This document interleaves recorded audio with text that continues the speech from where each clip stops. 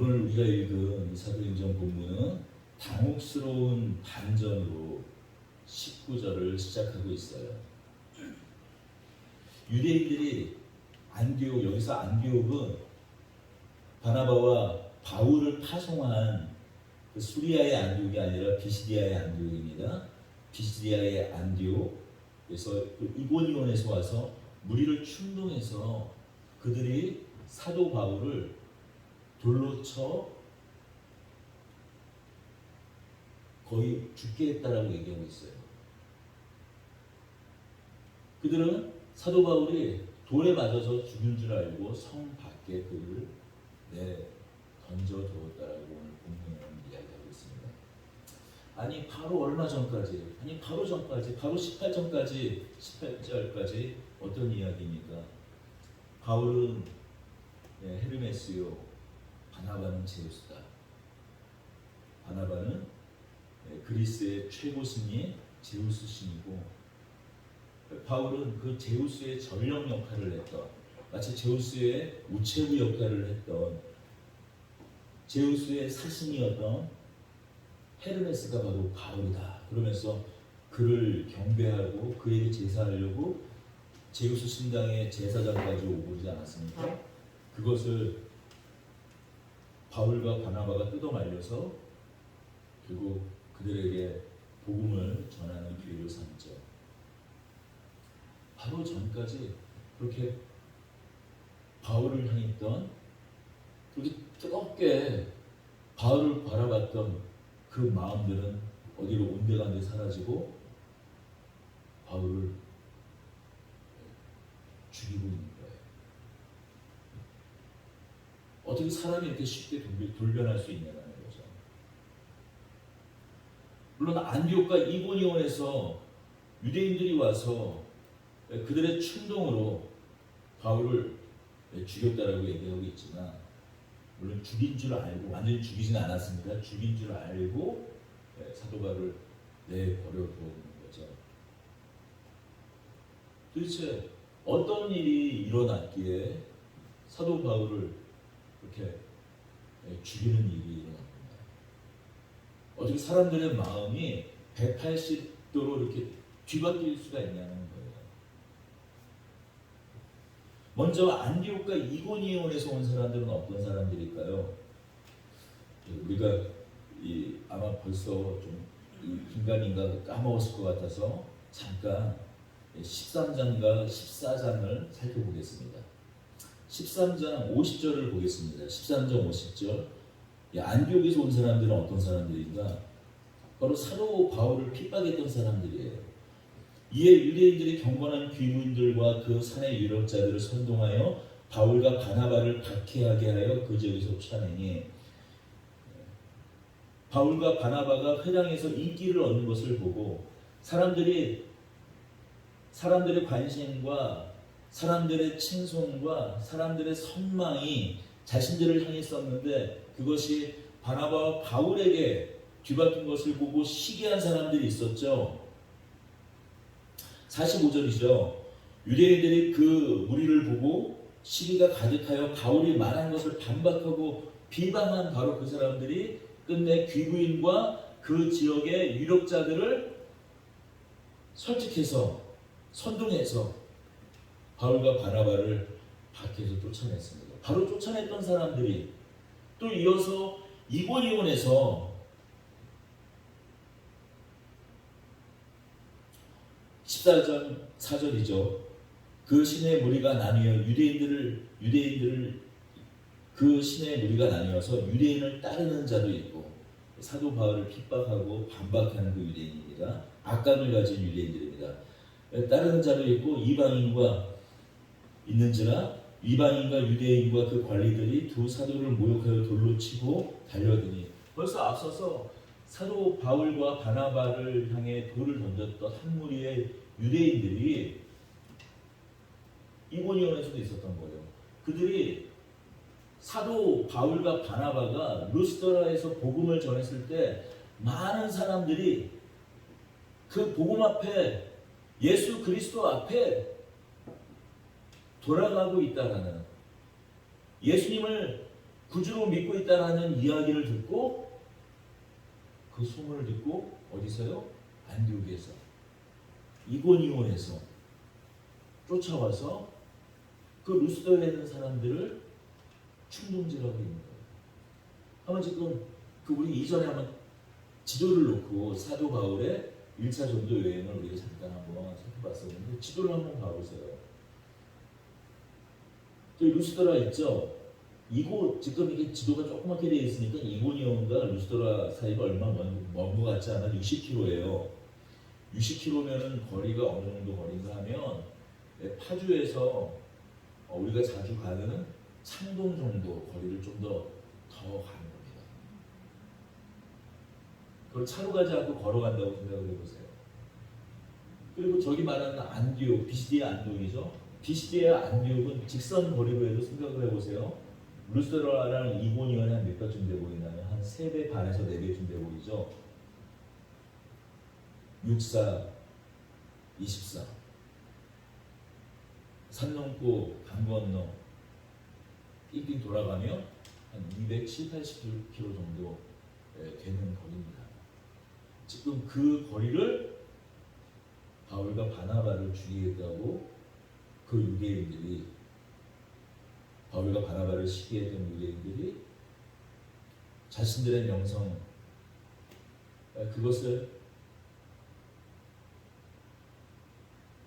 한순간에 무너뜨렸던 그 바나바와 바울을 죽이겠다고 쫓아와서 지금 루스더라에 있는 사람들을 설득하고 또 충동질해서 돌로 쳐 일단 죽였다고 얘기를 하겠습니다. 이렇게 그런 일들이 벌어진 거예요.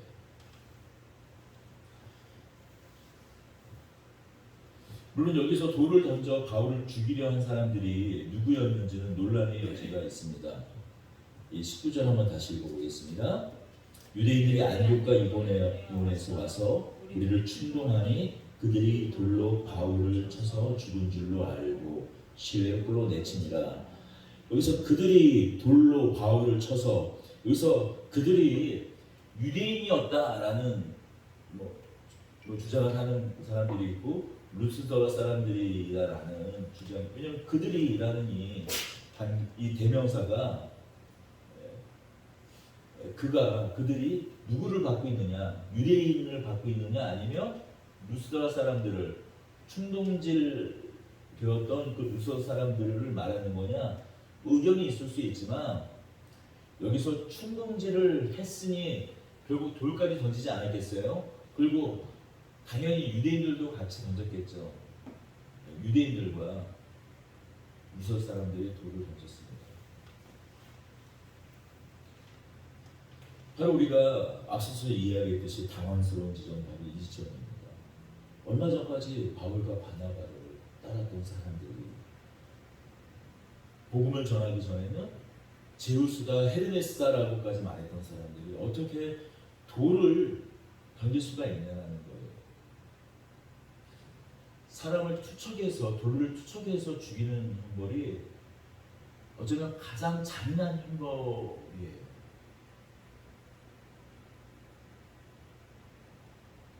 자기가 직접 사람을 죽이는데 가담을 합니다. 그리고 돌을 던져서 죽인다는 게 물론 기가 막히게 누군가 던진 돌에 하나가 정수리에 정확하게 맞아가지고 그 충격으로 바로 죽는다면 모르겠지만 보통 돌에 맞아서 죽으면 어떻게 죽나요? 서서히 맞아 죽는 거예요. 깨지고 피가 터지고 그걸 지켜보면서 죽이는 거예요. 그것도 자신이 그걸 가담해서요. 그러니 이게 얼마나 끔찍하게 죽이는 겁니까? 누군가 대신 칼로 죽이거나 몸에 달아 죽이거나 십자가에 또 못 박아 죽이는 거랑은 다만 그냥 가만히 지켜보는 거랑 다른 거예요. 거기에 적극적으로 가담하고 있는 거예요. 어떻게 바로 앞서서 바나바와 바울을 따랐던 사람들이 이럴 수 있냐라는 거죠. 결론을 말하자면 그럴 수 있는 게 사람이에요.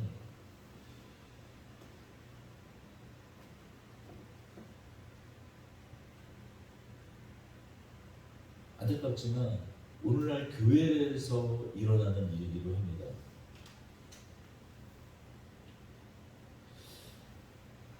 생각보다 자신들의 어떤 목적을 위해서 교회를 다니는 사람들이 많이 있어요. 예수 믿으면 복 받는다. 예수 믿으면 병에서 낫는다. 물론 이렇게 믿는 분들은 교회에서 보험 영업을 하려고, 교회에서 장사를 하려고 교회에 다니는 사람들보다 훨씬 더 훌륭한 사람들이죠. 그러나 어찌되었든 바로 이 프로세스가 작동이 되지 않을 때, 아니 교회에 다니면 내 인생이 바뀌고, 교회에 다니면 내 빈곤의 문제가 해결이 되고, 교회에 다니면 나의 질병, 내 자녀의 질병, 내 가족의 병이 낫는다고 해서 그런 믿음, 그런 소망을 가지고 신앙생활을 했는데, 그러나 여전히 예수를 믿지만 내 삶의 형편과 내 삶의 자리가 더 나아지지 않을 때 사람들은 교회를 떠나갑니다. 우리 한국교회가 대부흥의 시대를 겪었죠. 6.25 이후 89년대에서 90년대 초반까지, 그때 자신이 기독교 신자라고 말하는 사람들이 뭐 중복되는 통계일 수도 있지만 1200만이었어요. 많을 때는 1200만 명까지 자신이 기독교인이라고 밝히는 사람들이 있었습니다. 그건 어떻습니까? 1998년도 IMF 시대를 지나오면서 또 2000년대를 지나오면서 지금 우리가 말하는 개신교 인구만 보수적으로 하면 약 400만 명이라고 합니다. 물론 카톨릭까지 하면 더 늘어요. 400만 명. 그러면 1200만에서 400만으로 줄었으면 지금 몇 분의 1이 된 거죠? 3분의 1 맞나요? 430. 네. 3분의 1 맞습니다. 3분의 1로 반토막이 난 것이 아니라 3분의 1로 줄어들었어요. 당시 1998년도 IMF라는 경제적인 그런 이 대한민국의 대공황 상태 가운데 많은 성도들이 교회를 이탈했어요. 왜냐하면 이 기독교라는 종교가, 이 믿음이라는 게 경제적인 문제를 해결해 주지 않는다라는 그런 충격 때문에 이탈을 했죠. 그 전에 한국 대한민국 사회의 그 고도 성장기 가운데 예수를 믿으면 실제적으로 부유해지는 일이 일어났어요. 저는 물론 이렇게 생각합니다. 대한민국의 고도 성장 시기 가운데에서 예수님을 믿고 신앙을 갖게 되면 술, 담배를 끊는 일이 일어나죠. 도박하는 사람들이, 어떤 사람이 도박을 하나요. 삶이 문란하고 퇴폐적이고 단정하지 못한 삶을 살던 사람들이 그 인생이 정갈해지고 단정해지면서 이 자본주의에서 좀 더 나은 기회가 그 신앙을 가진 사람들에게 일어나지 않겠어요? 그러니 경제적인 공분함에서 벗어나는 일들이 일어났을 겁니다. 저는 물론 그런 논리적으로 합리적으로 이렇게 설명되어지는 그런 일만 있었다고 생각하지 않아요. 하나님께서 병들고 가난한 자들에게 실제로 하나님의 은혜와 사랑을, 긍휼을 베풀어 주셨다고 생각합니다. 그러나 IMF가 지나면서 어떻습니까? 믿는 사람들도 실직당하고, 믿는 사람들도 집값이 반토막이 됐어요. 대한민국 6.25 이후에 집값이 반토막 나는 일은 그 이전에는 한 번도 있었던 적이 없어요. 단 한 번도 6.25 이후에 이 고도 성장기에 다 한 번도 집값이 떨어진 적이 없어. 집값이든 땅값이든 어디든 사면 오르는 게 대한민국 사회였어요. 근데 처음으로 집값이 반토막이 됐어요. 실직을 당하면서 직장을 잃으면서 먹고 살아야 되니까 자기 살던 집을 팔 수밖에 없는 거예요. 물론 그 비슷한 일이 요즘에도 일어납니다.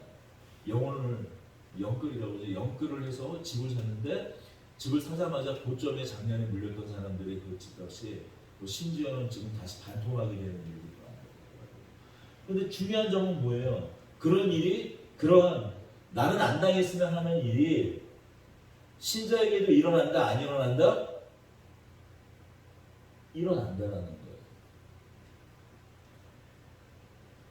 그런 일들이 IMF 이후에 반복해서 일어납니다. 네, 경제적인 분만이 아니죠. 상대적인 박탈감과 빈곤감. 어떤 사람들은 간증을 해요. 하나님께서 은혜를 베풀어 주셔서 내가 무리하게 집을 샀더니 대출을 해서 집값이 2배가 됐다, 3배가 됐다. 그런 간증을 정말 교회에서 해요. 근데 어떤 사람들은 이런 사람들도 있지 않을까요? 나는 예수님 믿는다고 투기하지 말라고 그래서 안 했는데 내 집값은 오히려 그대로고. 나는 어떤 사람은 집을 팔았더니만 그 팔았던 집이 2배, 3배가 되는 그런 일들도 있을 수 있죠.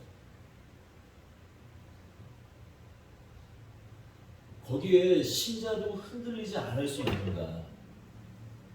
믿음이 흔들리지 않을 수 있는가? 하나님이 주신 복이라는 건 도대체 무엇인가? 그 앞에서 흔들리지 않을 수 있는가? 어떤 이는 흔들리는 사람도 있고 믿어봐야 별거 없구나라는 생각을 하는 사람도 있고 신앙을 잃어버려요. 돌은 던지지 않았지만 교회에 돌은 던지지 않고 목사에게 돌은 던지지 않고 자기를 전도한 사람에게 따귀는 때리지 않는다고 하더라도 교회를 떠나는 사람들이 있더라고요. 바로 그게 사람들의 마음이고 사람들의 중요심이에요. 내가 어떻게 교회를 만나게 되었는가? 무슨 목적으로 교회를 다니게 되었는가? 내가 정말 바라는 것이 무엇인가? 그리고 여러 아름다운 종교적인 모습으로 그것이 포장될지라도 삶의 위기를 만나게 되면 정말 내가 믿고 있는 게 무엇인지, 내가 붙잡고 있는 것이 무엇인지 결국 드러나게 되어 있습니다.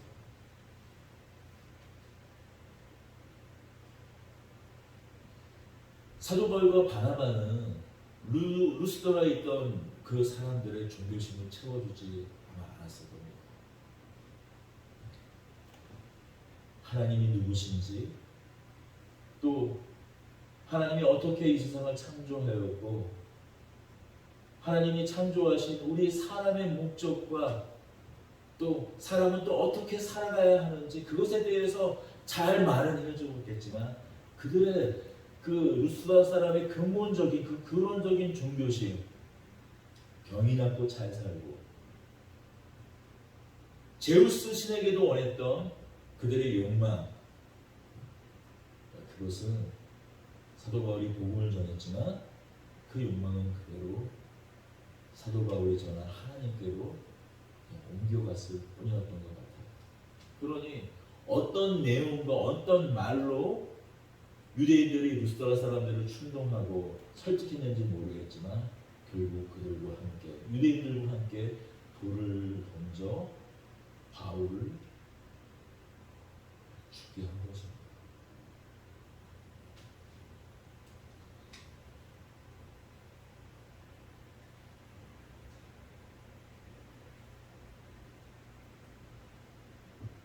우리 20절을 읽어보겠습니다.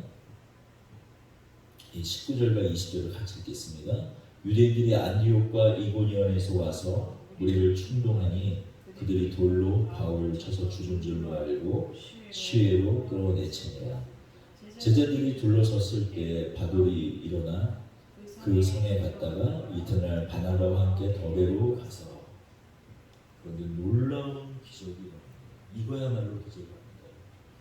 모르겠어요. 완전 죽었다가 예수님이 부활하신 것처럼 부활을 했을까? 그 생각도 해봤지만 아마도 만약 그랬다면 누가 죽었다가 살아났다고 표현했을 거예요. 아마도 그들이 돌을 던졌을 때 바울이 너무 많은 피를 흘렸고 아마 동공에 눈동자의 동공은 다 풀려버리고 그게 숨이 이제 거의 멎은 게 아니겠죠. 뭐 코에 손길을 이렇게 들어갔을 때 숨을 쉬지 않고 손목을 잡았을 때 맥이 뛰지 않자 이제 죽었구나 하고 그를 루스드라 성 밖에 던졌습니다.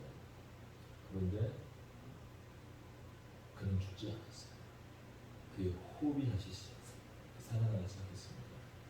바로 그런 그를 누가 둘러싸고 에워싸고 있었다고 얘기하고 있습니까? 제자들이 둘러섰을 때 바울이 그렇게 돌에 맞고 죽지 않은 것도 기적이지만 더 큰 기적은 무엇입니까? 제자들이 둘러섰을 때라는 얘기예요. 이들은 누굴까요? 루스드라 성에 간 사람은 다 두 사람이었어요. 마가는 진작에 도망갔었고 바나바와 바울만 루스드라 성에 들어갔습니다. 그러면 지금 죽었다가 거의 죽은 것 같았지만 이제 깨어난 사도 바울을 둘러서고 있는 이 제자들은 누구입니까? 루스드라에서 바울의 복음을 들은 사람들 아니겠어요? 바울이 전한 그 복음의 말씀이 하나님의 말씀이 다 튕겨져 나갈 것 같았지만 그 말씀을 듣고 이 세상을 창조하신 분이 누구신지 그리고 그가 보내신 아들은 왜 이 땅에서 죽었어야만 했고 그리고 왜 하나님께서 다시 그를 살려내셨는지 그리고 우리가 그를 믿는다라는 것은 예수 그리스도를 통해서 하나님의 자녀가 된다는 것은 어떤 의미를 갖고 또 우리는 또 그 부르심에 따라 어떻게 살아야 되는지 그 복음의 말씀에 사도 바울의 말씀에 반응하여 제자가 된 사람들이 있었다는 거예요.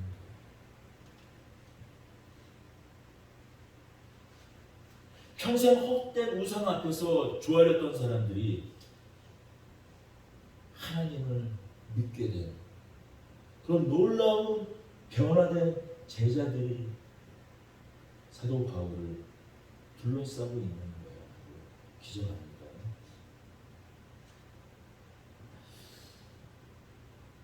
복음이 선포됩니다. 진리의 말씀이 선포됩니다. 그것을 거치는 도리예요. 앞서서 우리가 13장과 14장 더 이르기는 12장에서 계속 봐왔던 거지만 복음이 선포될 때 반응은 두 가지예요. 그것을 반박하고 비난하고 오히려 돌을 들고 그렇게 복음이 그들 앞에 거침이 되는 사람들이 있는 반면에 거기에 반응 그들이 몇 명이 되었던 간에 그 복음 앞에서 무릎 꿇고 애통이 여기며 우리가 이제 어이할고 하고 반응하는 사람들이 있다는 거예요. 제자가 되는 사람들이 있다는 거예요. 그 삶을 돌이키는 자들이 있음을 우리는 놓치면 안 됩니다.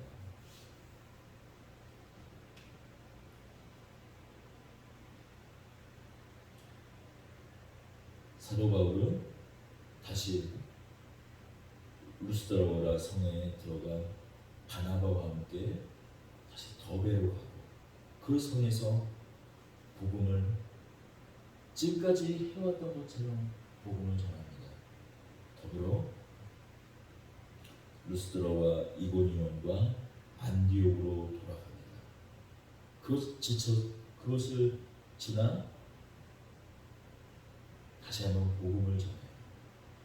지금 사도 바울은 루스드라 이 지도를 보십시오. 루스드라를 지나서 더베로 갔다가 다시 거꾸로 그 여정을 돌아가고 있는 거예요. 지금 더베에서 복음을 전하고 다시 루스드라, 이고니온, 안디옥, 버가로 이렇게 향하여 복음을 전하고 있는 것입니다. 근데 지금 다시 돌아가고 있는 그곳은 어디예요? 사도 바울을 죽이려고 했던 곳이에요. 사도 바울에게 돌을 던지려고 했던 곳이에요. 아니, 돌을 던졌던 곳이에요.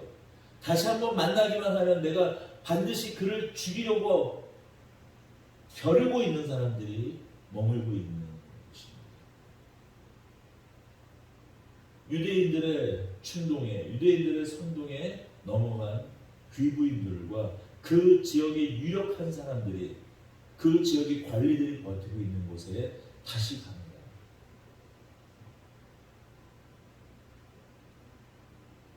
왜 다시 가는 걸까요? 이제 가짜란 믿음이에요.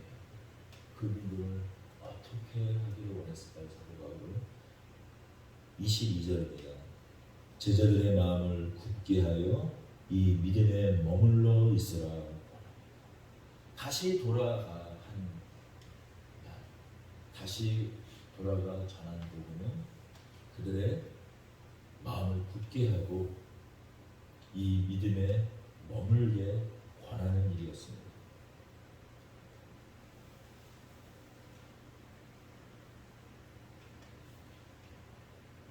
우리는 앞서 잠깐 말씀드렸지만 이 세속 사회에서 끊임없는 도전을 받고 있어요.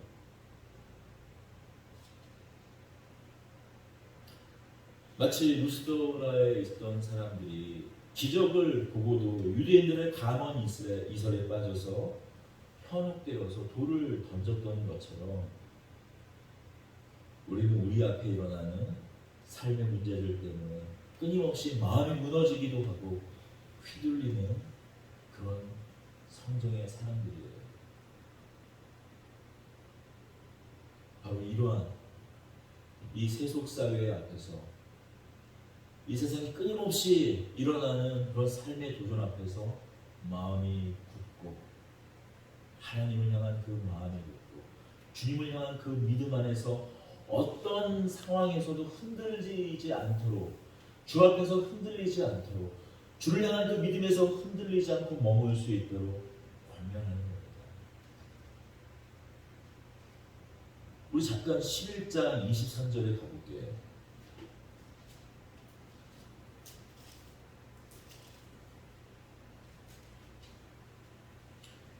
안디옥 교회에서 이방인들도 하나님을 믿게 되었다는 그 소식을 듣고 예루살렘에서 바나바가 파송되어서 한 일에 대해서 이렇게 11장 23절을 이야기합니다.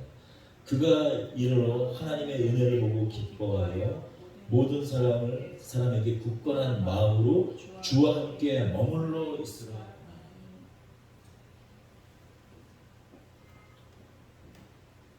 교회가 세워질 때 언제나 일어나는 일인데, 교회 안에서 언제나 일어나고 벌어지는 일이에요. 그냥 가만히 있으면 우리가 교회에서 예배드리고 찬양하고 손들고 기도하고 그냥 그런 종교적인 어떤 의례적인 일을 하면, 우리가 그냥 가만히 있으면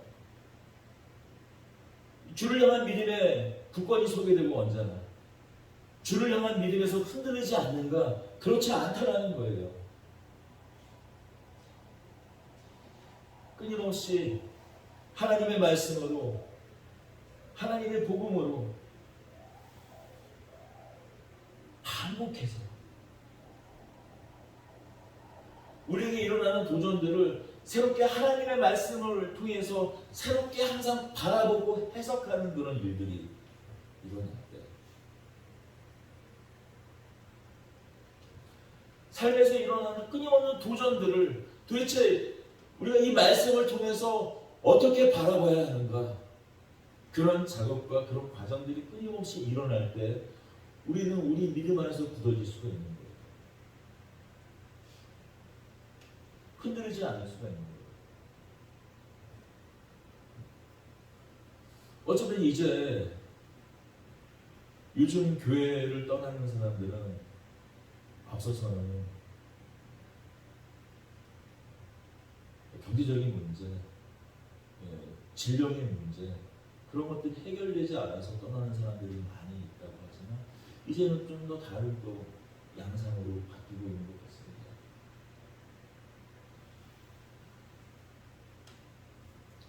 반대로 얘기하면 오늘날 교회에 오면 복 받아요 그 말 가지고 교회 오진 않잖아요. 교회에 오면 병 나아요 그 말 가지고 교회, 물론 그 말 듣고 교회 오는 사람도 요즘 있지만 병 걸리면 그냥 병원에 갑니다. 요즘에 암도 이 고해감, 소해감 이렇게 나눠져 있는 것처럼 어지간한 암은 보험으로 돈이 없어서도 뭐 아주 좋은 표적 그런 항암 치료 같은 거 받지 않으면 이제 어지간하면 보험 치료로 암도 다 수술 받고 다 그런 그 시대가 됐더라고요.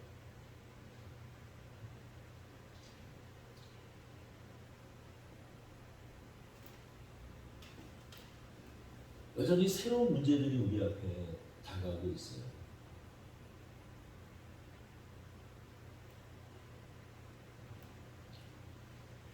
청년들이 교회를 떠나는 이유, 아니 반대로는 교회가 외면하는 이유는 청년들의 그런 삶의 문제에 대해서 해답을 내려주지 않기 때문입니다.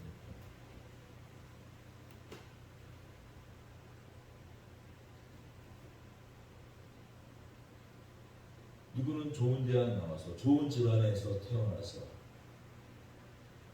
좋은 여건에서 과외 공부를 하고 학원을 다니고 좋은 대학에 나와서 또 대기업에 들어가 연봉 5천에서 7천 사이에 그런 상상할 수 없는 그 첫걸음을 내딛는데, 또 어떤 누구는 실수령에 200도 되지 않는 그런 삶의 현실 앞에서 우리가 믿는 이 기독교는 도대체 무엇을 그들에게 전해줄 수 있다는 거죠.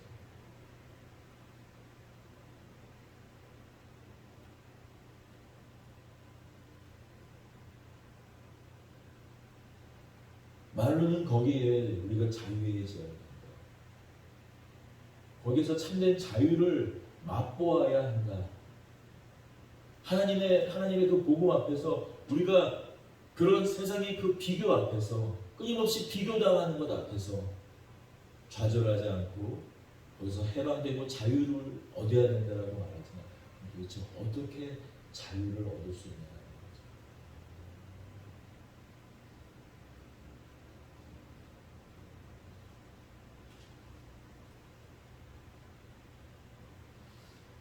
사도 바울은 그 답을 이렇게 이야기하고 있습니다.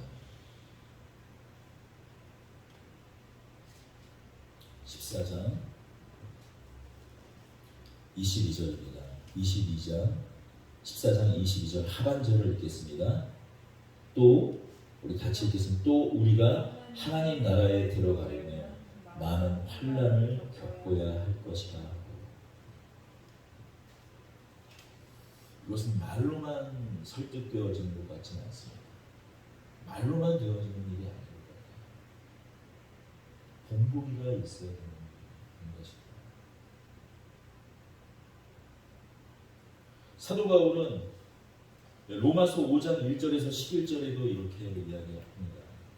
로마서 5장 1절에서 11절에 그러므로 우리가 믿음으로 의롭다 하심을 받았으니 우리 주 그리스도로 말미암아 하나님과 화평을 누리자.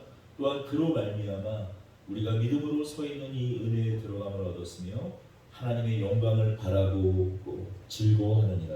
다만 이뿐만 아니라 우리가 환난 중에도 즐거워하나니 이는 환난을 인내는 연단은 소망을 이루는 줄 알미로다. 소망이 우리를 부끄럽게 하지 아니함은 우리에게 주신 성령으로 말미암아 하나님의 사랑이 우리 마음에 부음받으니 우리가 아직 연약할 때의 기약대로 그리스도께서 경건하는 자를 위하여 죽으셨도다.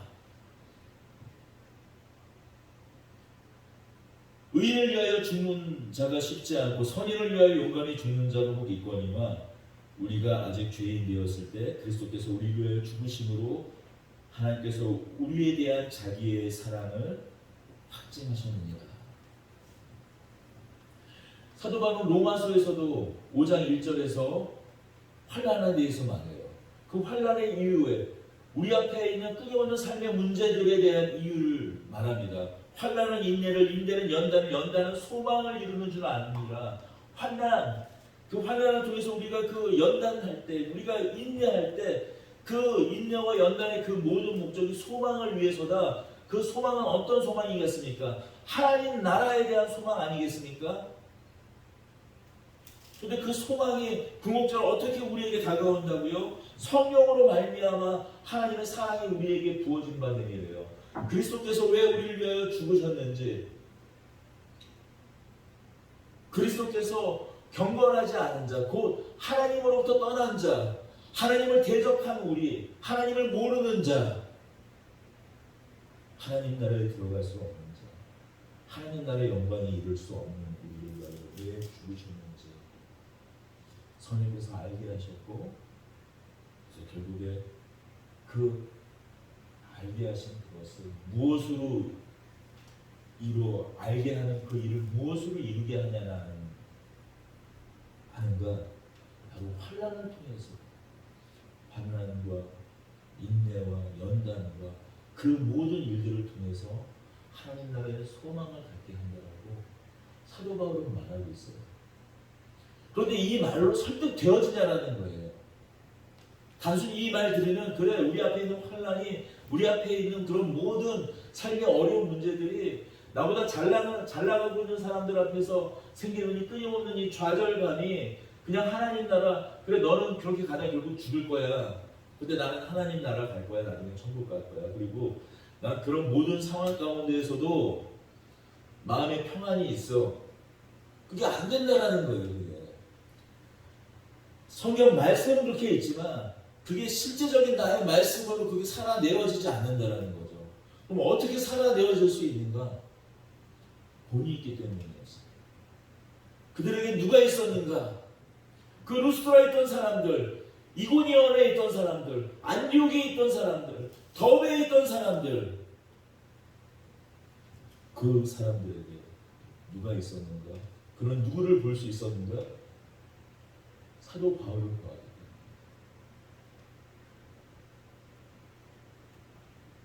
돌을 작은 돌이었겠어요. 주먹만한 돌에 맞아가지고 사도 바울이 자신의 사도성을 갖다가 인정하지 않는 고린도 성도들에게 뭐라고 말하냐? 내가 예수의 흔적을 가정하여 있기를. 물론 손에 못 박힌 사도 바울은 십자가에 박히지 않았으니까 뭐예요? 돌에 맞고 채찍 맞고. 사도 바울이 말하잖아요. 내가 강도당하기도 하고 복음을 전하다가 강도당하기도 하고 돌에 맞기도 하고 사실에서 감한 매를 맞았다고 말하잖아요. 채찍에 맞아요. 노예들이나 가지고 있는 몸에 사형을 지는 게 있고 돌에 맞으면 정확하게 몸통 같은 데 맞았겠습니까? 죽이려고 작정하고 던졌을 테니까 돌을 얼굴에 던지니까 얼굴에 막 그 돌에 맞은 자국, 제대로 직접 마데카솔 같은 좋은 더마토 같은 그런 연고가 있었겠어요. 여기 막 이 땜빵 휴이 막 이렇게 얼굴에 가리게 되겠죠. 예수 인정을 가져.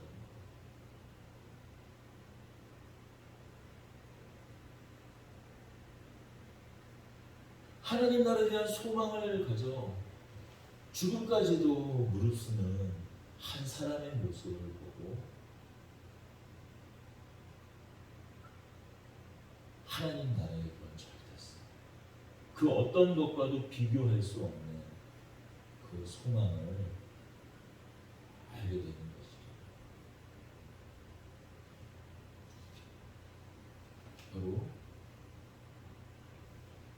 앞서서는 이 12장 28절에 있는 것과 같이 바나바와 같은 본이 되는 사람의 그 권면으로, 또 이제는 사도 바울의 권면으로 마음을 굳게 하고 믿음에서 떠나지 않고 머물 수가 있는 것입니다. 바로 본인이 되어주는 누군가를 보고 그 길을 따르게 됩니다.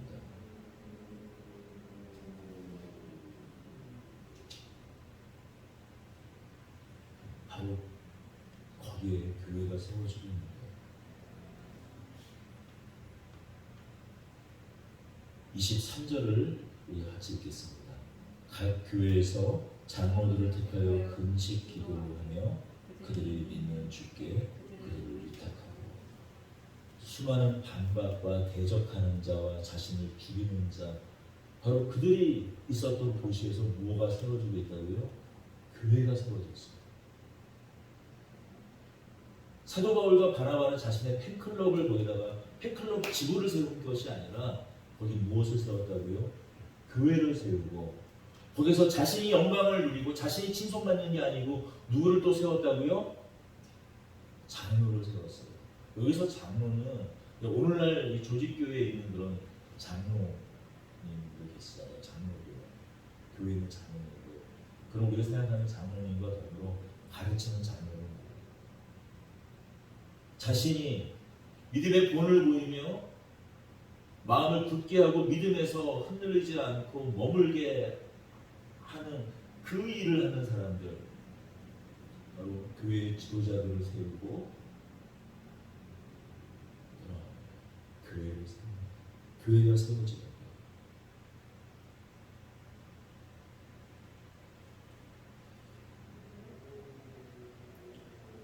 이러한 일들은 바로 오늘날에도 일어나는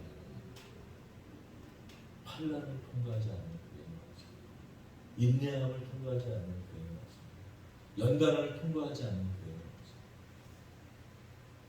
우리 삶의 자리에 겪는 모든 일들이 주께서 부르시는 사람들에게 결국 하나님 나라에 들어가고 하나님 나라에 온전히 머물고 굳게 서게 하는 것, 그것이 오늘날로 이루어지는 하나님의 역사요 하나님의 일하시는 길로 있습니다. 오늘날 우리 안에 어려운 일이 있거든요. 오늘날 우리 안에 힘에 부치는 일들이 있거든요. 오늘날 우리 안에 속상한 일이 있거든요. 오늘날 우리 안에 말할 수 없는 아픔과 견딜 수 없는 일들이 있거든요. 지금 내가 하나님 나라를 관통하고 있구나. 하나님 나라에 들어가고 있구나. 하나님 나라의 영광 안에 머물고 있구나. 그렇게 위로와 소망을 갖는 저와 여러분들이 되기를 바랍니다. 우리 모두의 발걸음이, 우리 모든 핍박과 환난과 인내의 일들이 하나님 나라를 향해 가는 소망의 발걸음. 오늘 여전히 그의 발걸음을 떼고 있는 사도 바울과 바나바와 같은 발걸음이 되기를 바랍니다. 기도하겠습니다. 은혜와 사랑의 주님, 때로는 우리 앞에 일어나는 또 우리 안에 일어나는 일들이 이게 도대체 무슨 일인지 잘 설명이 되지 않고 설득이 되지 않습니다. 그때 성령님 우리의 마음을 비춰주십시오. 그때 성령님 우리의 마음을 만져주십시오. 내 앞에 일어나는 일, 도무지 설명되어지지 않는 이런 일들이 때로는 그 이유를 다 알 수 없을 때에도 우리 앞서 믿음의 성도들 또 바울, 아니 주께서 왜 그 아들을 십자가에 내어줄 수밖에 없는지, 하나님께서 그 아들을 우리에게 내어주신 바 되어서 자신의 사랑을 확증하셨던 그 일을 우리가 더듬어 바라보며 여러분 다 이해되지 않을 때라도 견딜 때 언젠가 조각처럼 흩어졌던 모든 퍼즐 조각들이 한순간 맞아지면서 하나님께서 우리를 향한 그 일하신 것, 또 우리는 하나님 어디 계시냐 하고 원망하며 속상해하고 아니 절망 가운데 있었을 때조차도 하나님은 우리 안에 계셨음을 결국 알게 되는, 하나님께서 그때도 나를 붙잡고 계셨구나.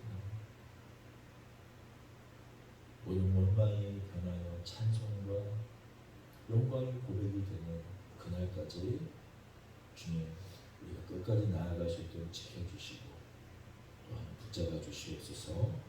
우리 주 예수 그리스도의 이름으로 기도드립니다.